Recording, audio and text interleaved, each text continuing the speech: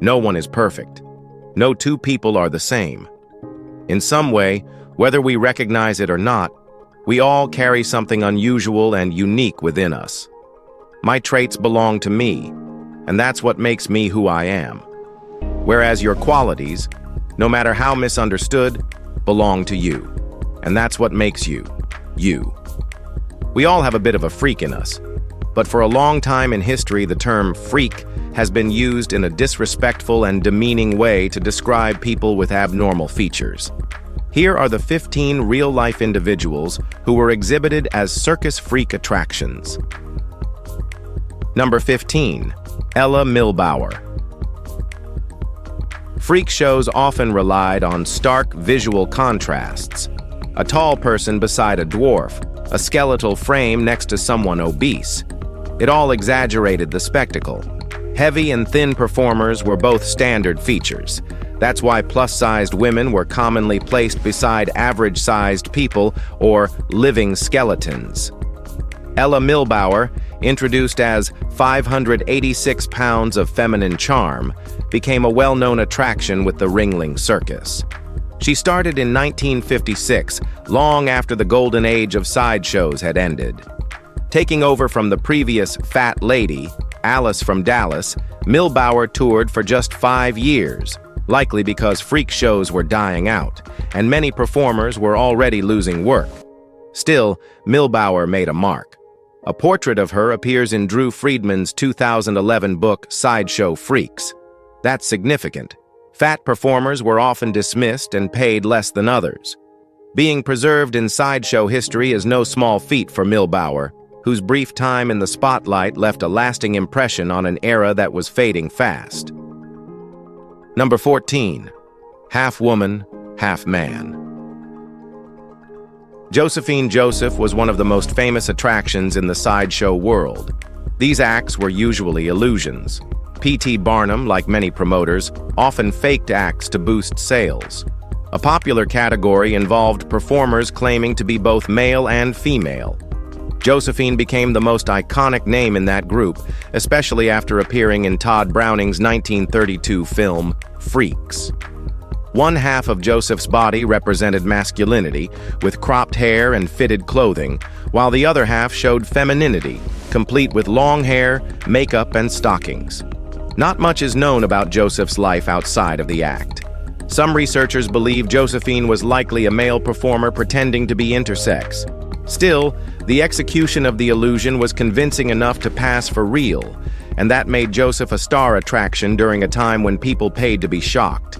The act might have been fake, but the impact and the profit were very real. Number 13. World's Homeliest Woman.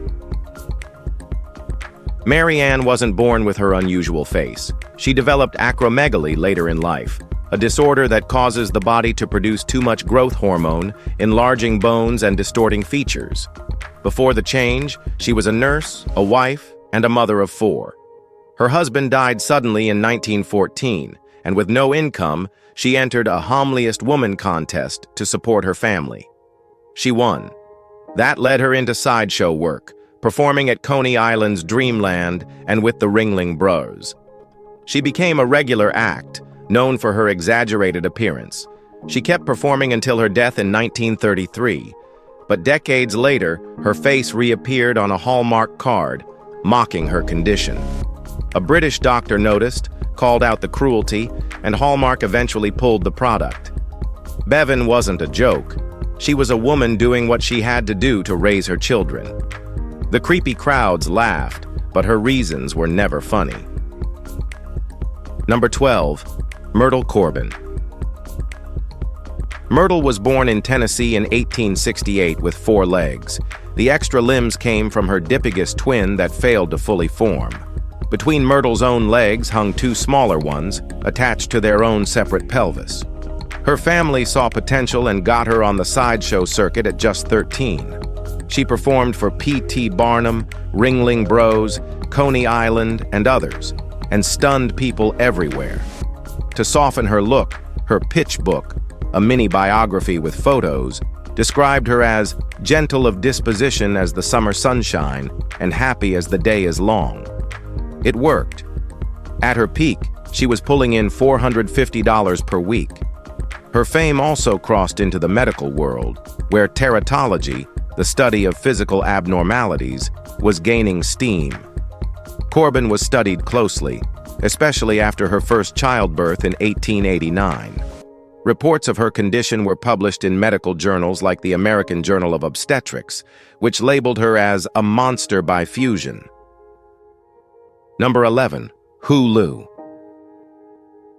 This one barely qualifies as a sideshow, but Hulu's story still reflects the 19th century obsession with turning people's medical conditions into public display. And yes, tumors counted. Hulu, a Chinese laborer, arrived in London in 1831, hoping surgeons could remove a massive 58-pound tumor stretching from his lower abdomen to his knees. Guy's Hospital sold hospital tickets for the operation. Around 680 men, women weren't permitted, showed up to witness the live procedure, performed without anesthesia, which wouldn't be introduced for another 10 to 20 years. Hulu died on the operating table. Author Laura Grande suggests his case shows how freakishness leaked into public life, how society used medical suffering as both spectacle and conversation starter, while still treating it as unnatural. Hulu wasn't in a circus, but his condition became a paid attraction. Even in death, he was reduced to an anatomical event. Number 10. William Dirks. Dirks was born in rural northern Alabama with a facial deformity so striking that strangers often froze in shock. He had an extreme cleft palate that ran down the center of his face, worsened by a condition called frontonasal dysplasia, which left him appearing as if he had two noses.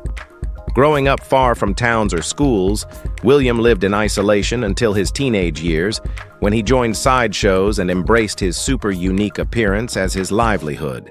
He eventually performed at Hubert's Museum in New York, often painting a third eye on his forehead to heighten his eerie presence. Despite the stares, William earned about $100 a week by the 1960s, a substantial living for the time. He also found love, marrying Mildred, a performer known as the alligator-skinned woman. His story wasn't one of pity, but of resilience, transforming hardship into survival, carving a career, and proving that even in spectacle, love could thrive. Number 9. Le Pétoman.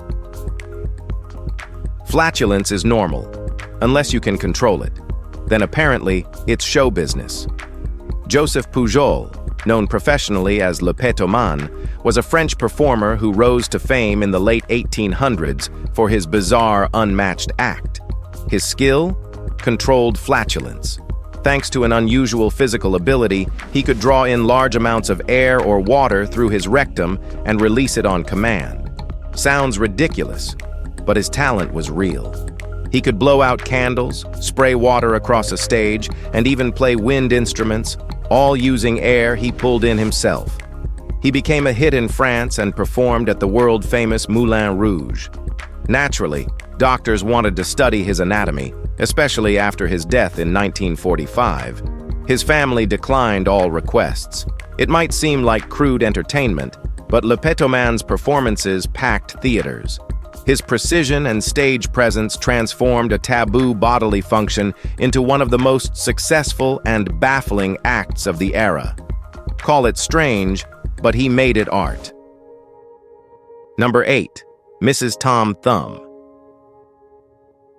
When Lavinia Warren married General Tom Thumb in 1863, even Abraham Lincoln welcomed the couple with a White House reception.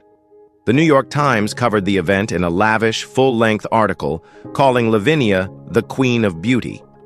It marked a peak for sideshow culture, one of the rare times Victorian America openly celebrated someone labeled a freak. P.T. Barnum had been showcasing Charles Stratton, Tom Thumb, since he was 11. By their wedding, he was a global celebrity. The wedding itself was a promotional stunt by Barnum, who saw romance as box office gold. Lavinia had started touring in 1858 with her uncle's Dime Museum and joined Barnum's American Museum in 1862. Stratton met her there and quickly became smitten. Once they announced their engagement, museum attendance exploded. After Stratton died in 1883, Lavinia married Count Primo Magri, another little person. But by then, the freak show era had passed, and the fame they once knew faded into history. Number 7. Hilton Sisters. Daisy and Violet weren't just performers. They were sideshow stars who broke into Hollywood. The conjoined twins became top earners on the vaudeville stage in the 1930s, making up to $5,000 a week. They joined the cast of Freaks in 1932, and later headlined Chained for Life in 1950, which dramatized their romantic lives. Their path to fame wasn't random. Raised by the midwife who delivered them, they were trained from early childhood in music and performance. By age 3, they were already appearing at carnivals and fairs. Their guardian, called Auntie, kept their earnings. And it wasn't until they were 23 that the twins took legal action to keep their money. Though they found some success, their love lives were full of disappointment. Both had short-lived marriages. After fame dried up, they worked at a grocery store in Charlotte, North Carolina. One handled the register, the other bagged groceries. They died together in 1969. Number 6. Ben Dova. If getting drunk in public were profitable, a lot of us would have missed our calling. But Ben turned that idea into a real act, one that shocked and thrilled audiences. Dova, a stage name of course, made a living playing the clumsy, inebriated fool. He'd stumble around, strike exaggerated poses, and pretend to barely keep his balance. But it was all part of a carefully practiced routine. His signature bit involved lighting a cigarette while climbing a tall, swaying street lamp. The wobble, the danger. It looked reckless, but it was all precision. Then he upped the ante. In 1933, Dova performed the act atop the Channon Building in New York. 56 stories up, no safety net, just pure spectacle.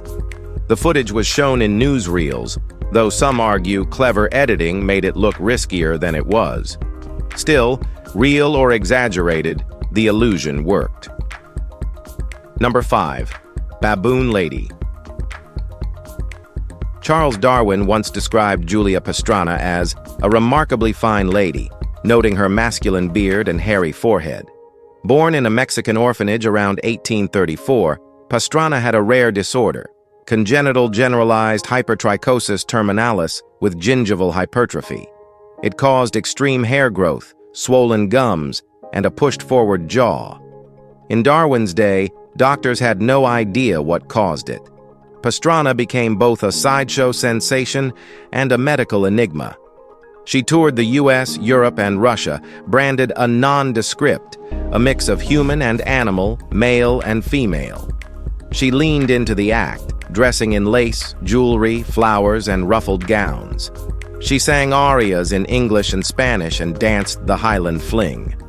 Those who knew her said the stares made her feel deeply isolated. Though widely famous, she was constantly examined by doctors, questioning whether she was truly female. She died in 1860 after childbirth. Her baby, born with her condition, lived only 2 days. I feel really sad for this lady. Number 4. The Oklahoma outlaw mannequin mummy. Before his death, Elmer McCurdy fit the profile of a classic Western outlaw. After it, he became something out of a twisted Hitchcock or David Lynch plot. A small-time bandit in the early 1900s, McCurdy was fatally shot by lawmen after a botched train robbery in 1911. The Oklahoma mortician who received the body decided to embalm him for public display. The preservation was so thorough, it accidentally turned him into a mummy.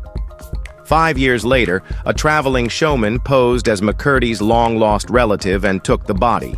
McCurdy was then exhibited as the Oklahoma outlaw, and for the next 60 years, he was passed around from show to show. Eventually, he ended up at a wax museum, sold as a mannequin. When a worker broke off one of his arms and saw a real bone, police got involved. Investigators found a ticket from a crime museum stuffed in his mouth. McCurdy was finally laid to rest in 1977 after decades as a corpse on tour. Number 3. Human blockhead acts.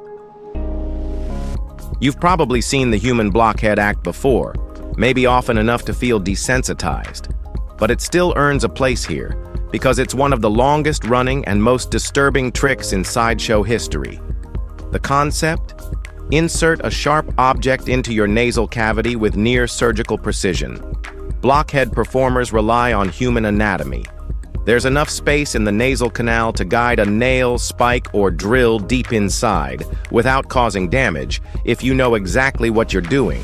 Of course, without years of practice, trying it yourself guarantees pain and likely injury. And the strangest danger? Sneezing. The urge to sneeze while jamming a metal object into your skull is one of the biggest risks. That nasal tickle is hard to control, and a sudden sneeze mid-act could be catastrophic. So for a routine that's mostly anatomy and nerves, it still offers something uniquely strange. So do not try it at your home. Number 2. Two-headed folk. If you assumed every sideshow act was real, I've got a bridge to sell you. Sideshows were full of hoaxes, and sometimes the fake acts were more entertaining than the real ones. Pasquale Piñon, known as the Two-Headed Mexican, was one of those curious in-betweens. Piñon worked the Texas railroads and had a large tumor growing from his head. A promoter saw him and thought, that's good enough for a second head. So they crafted a wax face, attached it to the tumor, and passed him off as a man with 2 heads. Audiences stared in amazement as Piñon sat quietly on stage. The fake second head was obvious to some, but it didn't matter. It was weird, and weird sold tickets.